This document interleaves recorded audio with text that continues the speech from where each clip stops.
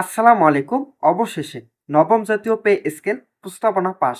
বেতন কাঠামোয় বড় পরিবর্তন। শিক্ষা ভাতা, পেনশন ও উৎসব ভাতার যুগান্তকারী সংস্কার। নববর্ষ ভাতা দ্বিগুণ। চাকরিজীবীদের জন্য ১৪ লাখ টাকার পারিবারিক সহায়তা ও ২৫ লাখ টাকার বিনা সুদে গাড়ি ঋণ অনুমোদন। থাকছে বিস্তারিত এই ভিডিওটিতে। তো বন্ধুরা, আজকের এই ভিডিওটিতে এই বিষয় নিয়ে বিস্তারিতভাবে আলোচনা করতেছি। তাই এখন পর্যন্ত যারা আমাদের এই চ্যানেলে নতুন সদস্য রয়েছেন তাদেরকে চ্যানেলটি সাবস্ক্রাইব করে ভিডিওটি সম্পূর্ণ দেখার জন্য অনুরোধ রইল। অবশেষে বহু প্রতীক্ষার অবসান ঘটিয়ে নবম জাতীয় পে স্কেলের প্রস্তাবনা অনুমোদন পেল প্রধান উপদেষ্টা অধ্যাপক ডক্টর মোহাম্মদ ইউনূসের সভাপতিত্বে অনুষ্ঠিত উচ্চ পর্যায়ে বৈঠকে। এই বৈঠকের সরকারি কর্মকর্তা ও কর্মচারীদের সার্বিক কল্যাণ, অর্থনৈতিক নিরাপত্তা এবং ভবিষ্যৎ নিশ্চয়তার জন্য একাধিক যুগান্তকারী সিদ্ধান্ত গৃহীত হয়েছে। সরকারি চাকরিজীবীদের জীবনমান উন্নয়নের লক্ষ্যে নতুন পে কাঠামোতে এবার বড় ধরনের পরিবর্তন আনা হয়েছে শিক্ষা ভাতা, পেনশন সুবিধা ও উৎসব ব্যবস্থায়। বিশেষ করে নিম্ন ও মধ্যস্থ কর্মচারীদের আর্থিক স্থিতিশীলতা নিশ্চিত করতে কমিশন বেশ কিছু সাহসী পদক্ষেপ গ্রহণ করেছেন। নতুন কাঠামো অনুযায়ী এখন থেকে প্রত্যেক সরকারি কর্মকর্তা ও কর্মচারীর সন্তান প্রতি পাবেন ৩,০০০ টাকা শিক্ষা ভাতা। ২ জন সন্তানের জন্য সর্বোচ্চ ৬,০০০ টাকা পর্যন্ত এই সহায়তা মিলবে। আগে যেখানে এই ভাতা ছিল মাত্র ১,০০০ থেকে ১৫০০ টাকার মধ্যে, এবার প্রায় দ্বিগুণ বৃদ্ধি পেয়েছে। সরকারের যুক্তি, শিক্ষা ভাতা শুধু একটি অর্থনৈতিক সহায়তা নয়, এটি ভবিষ্যতে প্রজন্মের বিনিয়োগের প্রতীক। তো বন্ধুরা, আজকের ভিডিওটি চলাকালীন সময় এখন পর্যন্ত যারা আমাদের এই চ্যানেলে নতুন সদস্য রয়েছেন তাদেরকে চ্যানেলটি সাবস্ক্রাইব করে পাশে থাকা বেল আইকনটি অল করে দেওয়ার জন্য অনুরোধ রইল। পেনশন সুবিধাতেও এসেছে উল্লেখযোগ্য পরিবর্তন। এখন থেকে অবসরকালীন সুবিধা পুনর্গঠন করে নিরাপদ অবসর প্রকল্প নামে একটি কাঠামো চালুর প্রস্তাব করা হয়েছে। অবসর গ্রহণের পর কর্মকর্তা বা কর্মচারীরা চাইলে এককালীন পুরো অর্থ না নিয়ে কিস্তিতে প্রতি মাসে নির্দিষ্ট ভাতা হিসেবে গ্রহণ করতে পারবেন। পাশাপাশি মৃত্যুর পর পারিবারিক আর্থিক নিরাপত্তা নিশ্চিত করতে প্রবর্তিত হয়েছে পারিবারিক সহায়তা তহবিল, যা আওতায় অবসরপ্রাপ্ত বা কর্মরত কোনো কর্মচারীর মৃত্যুর পর পারিবারিক পরিবারের পর সর্বোচ্চ ১৪ লাখ টাকা পর্যন্ত আর্থিক সহায়তা থাকবে। এছাড়াও চাকরিজীবীদের যাতায়াত ও ব্যক্তিগত প্রয়োজন মেটাতে প্রথমবারের মতো প্রস্তাবিত হয়েছে ২৫ লাখ টাকা বিনা সুদে গাড়ি ঋণ।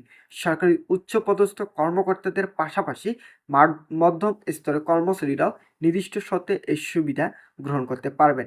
এর উদ্দেশ্য কর্মজীবনের মর্যাদা ও সুবিধা নিশ্চিত করা, যাতে কর্মচারীরা আরও মনোযোগ দিয়ে জনসেবা দিতে পারেন। প্রধান উপদেষ্টা ডাক্তার মোহাম্মদ ইউনূস বলেছেন, এই নতুন কাঠামো শুধু বেতন বৃদ্ধি নয়, এটি সরকারি কর্মচারীদের প্রতি সম্মান ও সুরক্ষা প্রতিশ্রুতি। দেশের উন্নয়নে যারা দিনরাত কাজ করেছে তাদের মর্যাদা ও জীবনের নিশ্চয়তা দেওয়াই আমাদের দায়িত্ব। আরেকটি উল্লেখযোগ্য সিদ্ধান্ত হলো নববর্ষ ভাতা সংক্রান্ত পরিবর্তন, যা আগে যেখানে এই ভাতা মূল বেতনের ২০% ছিল, সেখানে নতুন প্রস্তাবনায় উৎসব ভাতা মূল বেতনে ১০০% করার সিদ্ধান্ত গৃহীত হয়েছে। অর্থাৎ প্রতি বছরের শুরুতে একজন সরকারি কর্মচারী পুরো ১ মাসের বেতনের সমান উৎসব ভাতা পাবেন। তবে কমিশন এখনও প্রস্তাবনা চূড়ান্ত গেজেটে প্রকাশ তারিখ নির্ধারণ করেনি। সরকারি কর্মচারীরা চাইছেন ১৫ই ডিসেম্বরের মধ্যে এই সুপারিশ জমা দিয়ে চূড়ান্ত অনুমোদনের প্রক্রিয়া শেষ করা হোক। যদিও কমিশনের পক্ষ থেকে কোনো নির্দিষ্ট তারিখ ঘোষণা করা হয়নি, তবে কর্মকর্তারা জানিয়েছেন, আমরা নির্ধারিত ৬ মাসের মধ্যেই কাজ শেষ করতে চাই। বর্তমানে আমরা শেষ ধাপে খসড়া যাচাই প্রক্রিয়া আছি। নতুন পে স্কেল শুধু আর্থিক সুবিধা নয়, প্রশাসনিক সংস্কার দিকেও জোর দেওয়া হয়েছে। কর্মকর্তাদের কর্মদক্ষতা ও সেবা মানের উপর নির্ভর করে পদোন্নতির নতুন ব্যবস্থা চালুর কথা ভাবছেন কমিশন। এর মাধ্যমে যোগ্যতা ও নিষ্ঠার ভিত্তিতে প্রাপ্য সম্মান নিশ্চিত করা হবে বলে সরকারি কর্মকর্তা কর্মচারীদের মধ্যে এই নতুন প্রস্তাবনা ঘিরে ইতিমধ্যে তৈরি হয়েছে উৎসব ও প্রত্যাশার ঢেউ। অনেকে বলেছেন, এটাই হবে দেশের ইতিহাসের সবচেয়ে বাস্তবসম্মত ও মানবিক বেতন কাঠামো। বিশেষ করে শিক্ষা ভাতা ও পেনশন সংস্কার কর্মজীবী পরিবারগুলোর জন্য বড় সহায়তা হবে বলে মনে করেছেন সবাই। এখন সবার দৃষ্টি কমিশনের পরবর্তী বৈঠকের দিকে। অনুমান করা হচ্ছে ডিসেম্বরের প্রথম সপ্তাহে এই কাঠামোর খসড়া মন্ত্রিসভায় উপস্থাপন করা হবে এবং ডিসেম্বরের মধ্যেই গ্যাজেট প্রকাশ হওয়ার সম্ভাবনা রয়েছে। এরপর জানুয়ারি মাসে 2026 সাল থেকে কার্যকর হতে পারে নবম জাতীয় পে স্কেল।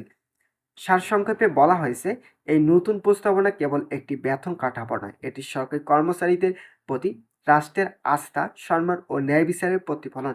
শিক্ষা ভাতা, পেনশন সংস্কার, পারিবারিক সহায়তা ও উৎসব ভাতা সব মিলিয়ে এটি হতে যাচ্ছে বাংলাদেশ সরকারি চাকরিজীবীদের জীবনে এক নতুন অধ্যায়ের সূচনা। তো বন্ধুরা, এই বিষয়টি নিয়ে ইতিমধ্যে আজকের এই ভিডিওটিতে বিস্তারিতভাবে আলোচনা করলাম। আশা করছি আজকের এই ভিডিওটি থেকে অনেক উপকৃত পেয়েছেন। যদি উপকৃত পেয়ে থাকেন তাহলে অবশ্যই আমাদের এই চ্যানেলটি সাবস্ক্রাইব করে পাশে থাকা বেল আইকনটি অল করে দেওয়ার জন্য অনুরোধ রইল। ধন্যবাদ সকলকে।